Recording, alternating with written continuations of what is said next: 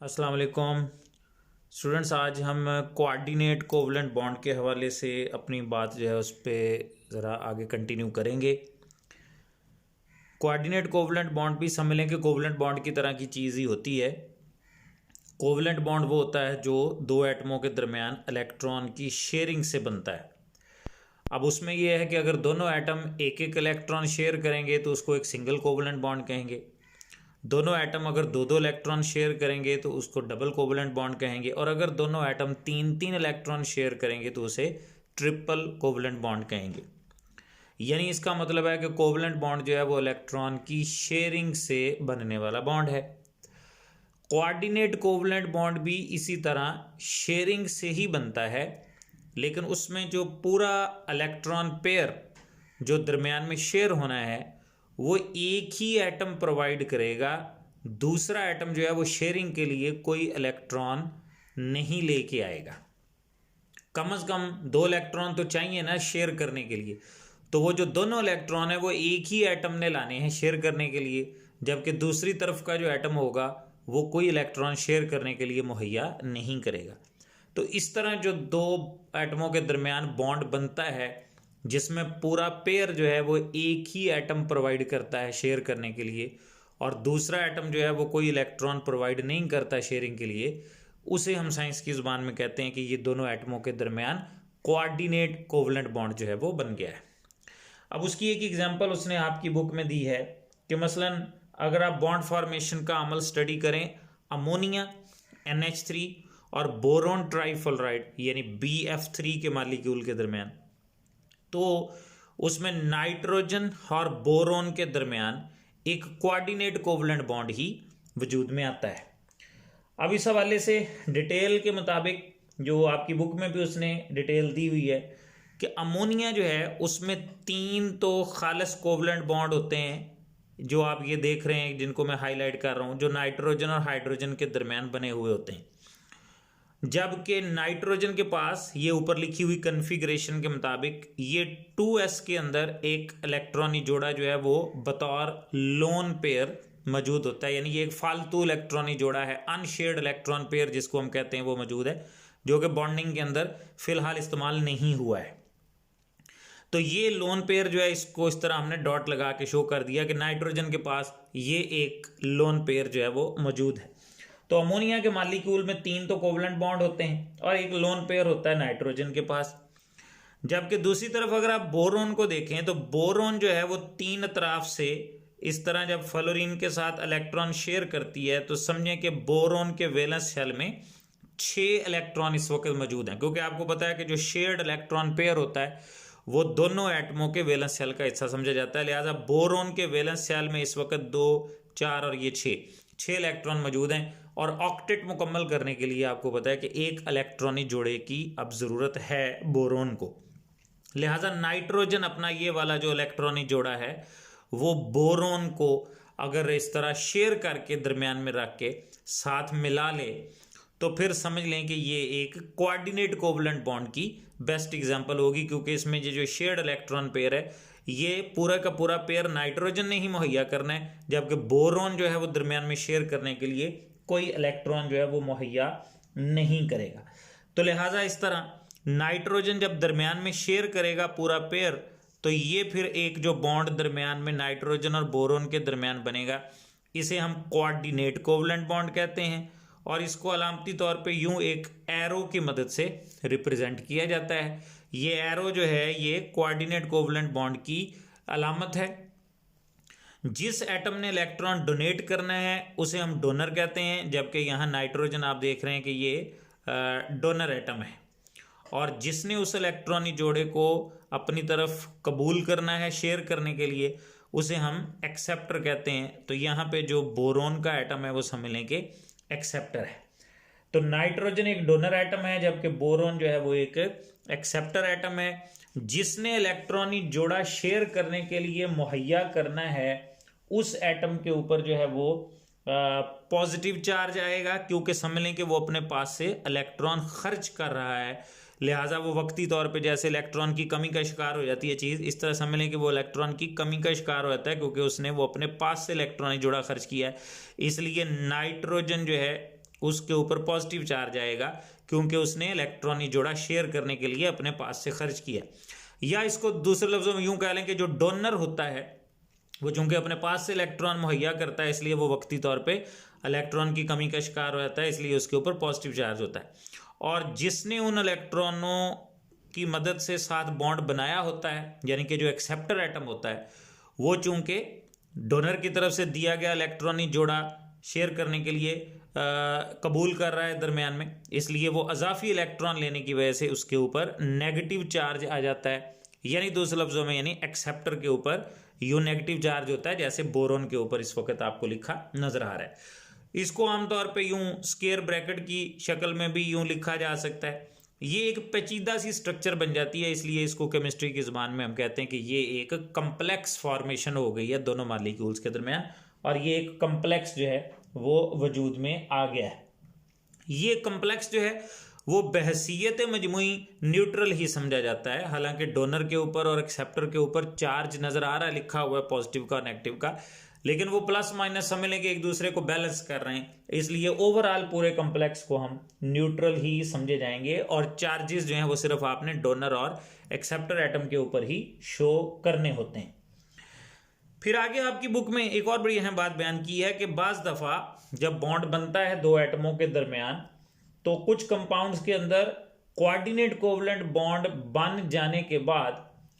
आप फर्क नहीं कर सकते होते, यानी डिस्टिंक्शन खत्म हो जाती है, तमीज खत्म हो जाती है, फर्क खत्म हो जाता है कि आया कि वो एक कोवलेंट बॉन्ड था या वो एक कोऑर्डिनेट कोवलेंट बॉन्ड था। यानी कहने का मतलब ये है कि बनता वो कोऑर्डिनेट कोवलेंट बॉन्ड ही है, लेकिन जब वो बन चुका होता है तो प्रॉपर्टीज के लिहाज से उसकी जो खसूसियात होती हैं वो आपको वैसी ही लगेंगी जैसे एक आम कोवलेंट बॉन्ड की होती हैं। इसलिए हम बाज़ दफ़ा जब वो बन चुका होता है तो बन चुकने के बाद हम डिस्टिंक्शन नहीं कर सकते या हम फ़र्क तलाश नहीं कर सकते कि आया ये एक कोवलेंट बॉन्ड है या कोऑर्डिनेट कोवलेंट बॉन्ड। अब उस हवाले से आपको आगे भी कुछ मिसालें वो बयान करेगा, तो इसलिए उसने यानी ये बात लिखी है कि कुछ कंपाउंड्स के अंदर after the formation of coordinate covalent bond, के कोऑर्डिनेट कोवलेंट बन जाने के बाद द डिस्टिंक्शन यानी जो फर्क होता है between covalent and coordinate covalent, covalent और कोऑर्डिनेट कोवलेंट के दरमियान, वो मिट जाता है, खत्म हो जाता है, वैनिश हो जाता है, और आप फर्क नहीं तलाश कर सकते कि आया ये कोवलेंट बॉन्ड है या कोऑर्डिनेट कोवलेंट बॉन्ड है। इसी तरह वाटर की मिसाल आगे दी है कि वाटर में ये ऑक्सीजन की कन्फिग्रेशन आपको लिखी नजर आ रही है राइट साइड पे। इसमें ये जो 2s के अंदर एक जोड़ा और ये 2px के अंदर एक जोड़ा है, ये दोनों जो हैं ये लोन पेयर हैं, जिनको हम अमूमन इस तरह डॉट्स लगा के ऑक्सीजन के एटम के ऊपर जो है वो शो करते हैं। तो वाटर में भी इलेक्ट्रॉनिक जोड़ा एक जो है वो H पॉजिटिव आयन या जिसको हम प्रोटॉन कहते हैं उसको डोनेट किया जा सकता होता है। और ये इस तरह जिस तरह ये यहाँ पे नाइट्रोजन ने जोड़ा डोनेट किया बोरॉन की तरफ, इसी तरह ऑक्सीजन जो है वो इसको डोनेट करेगी, और ये एक तीसरा हाइड्रोजन समझ लें कि यहाँ पे कनेक्ट हो गया। अब आपके समझने की बात ये है कि ये H पॉजिटिव आयन था, जब इसको इलेक्ट्रॉनिक जोड़ा यूं डोनेट किया गया और ये कोऑर्डिनेट कोवलेंट बॉन्ड बन गया, तो अब आप देख सकते हैं कि इसके ऊपर जो पॉजिटिव चार्ज है वो समझ लें कि ख़त्म हो गया। अब यहाँ से कुछ स्टूडेंट सवाल करते हैं कि जी यहाँ जब नाइट्रोजन ने डोनेट किया तो उस पर पॉजिटिव आया, बोरोन एक्सेप्ट किया तो उस पर नेगेटिव आया, अब यहाँ हमने इन पे चार्जेस क्यों नहीं डाले? असल में हुआ सिर्फ इतना है कि वहाँ नाइट्रोजन भी पहले एक न्यूट्रल एटम था और बोरोन भी पहले न्यूट्रल एटम था। तो जब नाइट्रोजन ने उसको इलेक्ट्रॉनिक जोड़ा दिया तो समझ लें कि उसके ऊपर पॉजिटिव चार्ज एक किस्म का आ गया, और बोरोन ने जब उसको एक्सेप्ट किया तो समझ लें कि उसने बहसीयत न्यूट्रल एटम के एक अजाफी इलेक्ट्रॉन अपनी तरफ एक्सेप्ट किया था, और वो वक्ती तौर पे उसके अंदर इलेक्ट्रॉन का इजाफा हुआ, इसलिए उसके ऊपर नेगेटिव चार्ज डाला गया।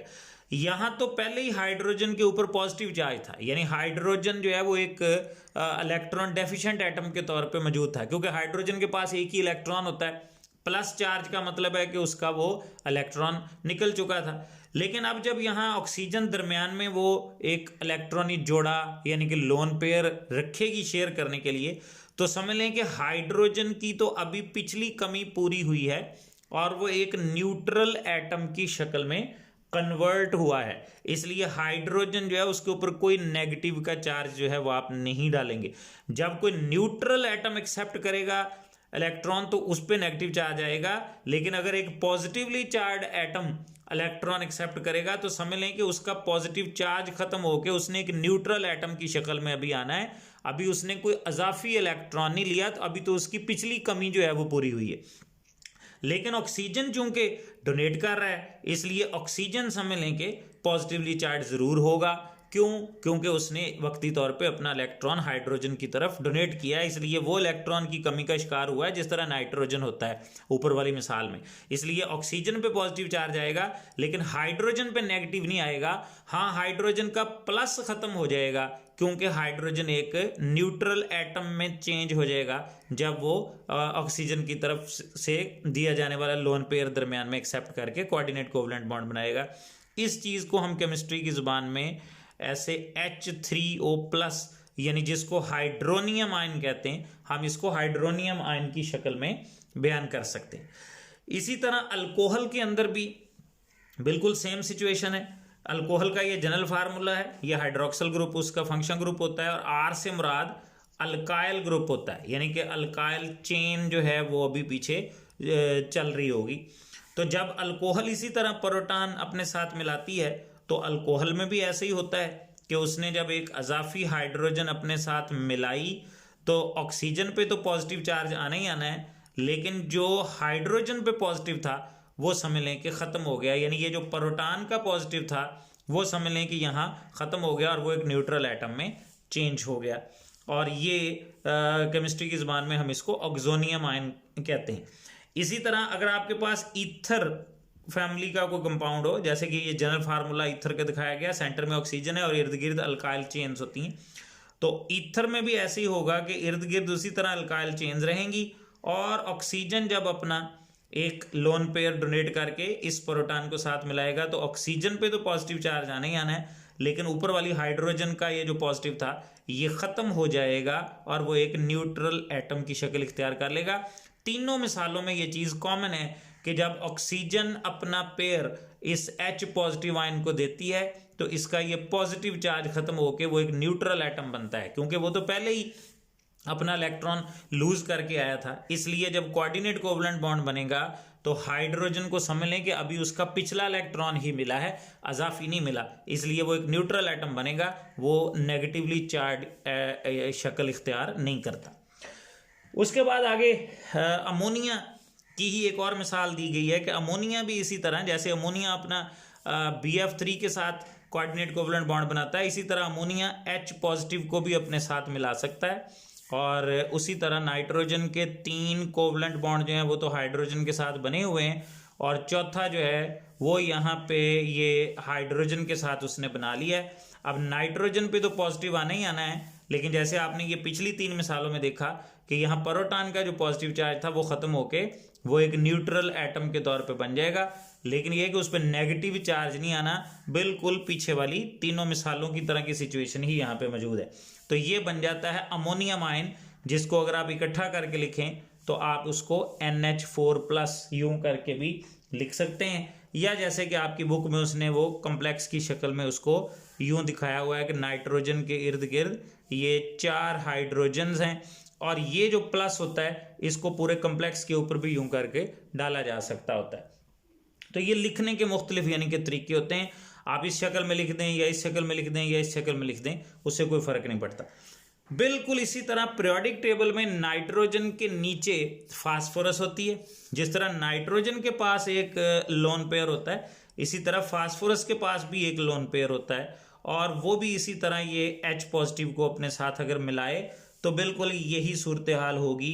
कि फास्फोरस के साथ 3 हाइड्रोजन्स ऑलरेडी पहले ही मौजूद हैं, और ये उसने एक कोऑर्डिनेट कोवलेंट बॉन्ड बना लिया, जैसे ऊपर अमोनियम में बना इसी तरह यहाँ बना, और फास्फोरस पे प्लस चार्ज आ जाएगा क्योंकि उसने एक अजाफी अपना इलेक्ट्रॉनी जोड़ा जो है वो इस्तेमाल किया है कोऑर्डिनेट कोवलेंट बॉन्ड बनाने के लिए, तो खर्च करने की वजह से उस पर पॉजिटिव चार्ज आ गया, लेकिन ये हाइड्रोजन जो है वो न्यूट्रल एटम के अंदर कन्वर्ट होगी। तो ये 3 मिसालें, ये चौथी ये और 5वीं ये, इन सब में ये चीज़ कॉमन है कि हाइड्रोजन के ऊपर जो प्लस चार्ज होता है वो खत्म होकर उसने एक न्यूट्रल एटम बनना है, लेकिन अभी उसके ऊपर नेगेटिव चार्ज नहीं आना, यानी वो एक अजाफी इलेक्ट्रॉन नहीं समझ लें कि ले रहा। तो इसी चीज़ को जैसे आपने ये अमोनियम को ऐसे NH4+ करके लिखा, इसी तरह आप इसको PH4+ यानी कि फॉस्फोनियम आयन कह सकते हैं। ये लास्ट पैराग्राफ की दूसरी लाइन में उसने आपको ये चीज़ बयान की है कि ये एक फॉस्फोनियम आयन सम्मिलन के बन गया जिसको PH4 हम कहते हैं। और अगर इसको आपने इसी तरह जैसे ये लिखा है इसी तरह ब्रैकेट डाल के लिखना है तो आप इसके इर्द गिर्द ये 3 हाइड्रोजन्स ये और चौथी ये इस तरह डाल के तो आप कॉम्प्लेक्स के ऊपर प्लस डाल के भी इसको बयान कर सकते हैं।